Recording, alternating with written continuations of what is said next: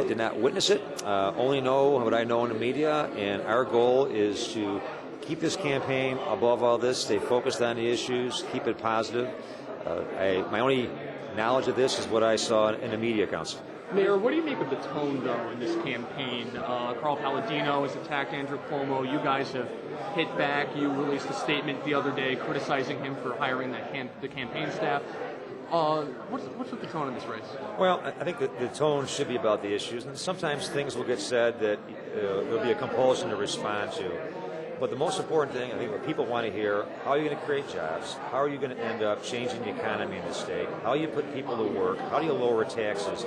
And all the histrionics that we see right now are not going to solve that. And one of the things that I said this morning in my comments is that the messaging that goes on politically that tries to paint stereotypes of certain parties is all wrong. I'm an elected Democrat. I've cut taxes. I've cut spending. I've reduced the workforce. I've consolidated.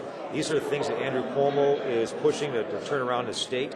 Sometimes others will have you painted differently. And I believe that if you have to divert the campaign away from the issues to other things, it weakens your position on those things that are of substance that are needed by the state. Mr. Mayor, Carl Palladino did accuse Andrew Cuomo of having extramarital affairs 10 years ago when he was pressed. He didn't provide any evidence on that. What is your reaction to that? My reaction to that is that this campaign needs to stay above that and not deal with that.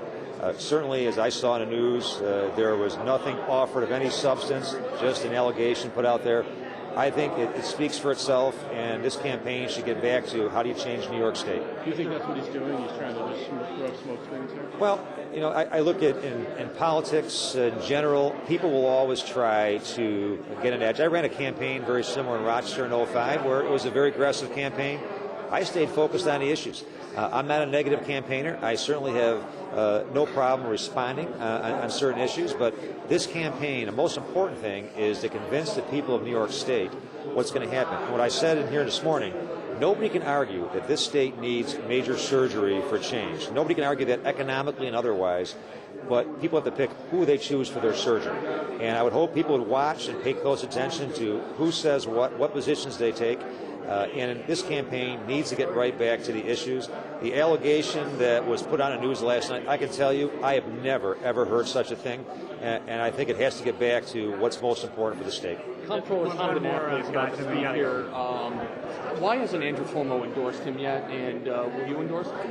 Well, the best way to answer that is the campaign is still going on. I think there are endorsement decisions that get made as the campaign goes on.